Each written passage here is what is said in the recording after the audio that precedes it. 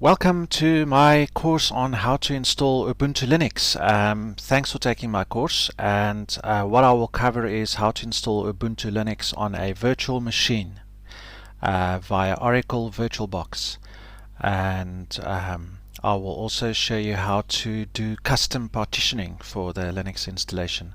So what I will not do is I will not cover the easiest installation of Linux, which is the automatic installation.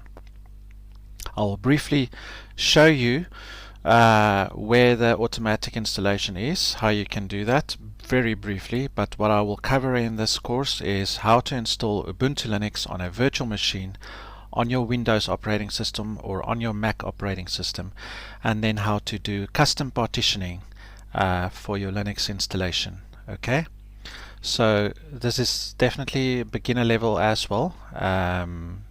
Definitely okay for you to take if you're a beginner new to Linux, but some of the concepts might be towards advanced as well, but it's definitely beginner level.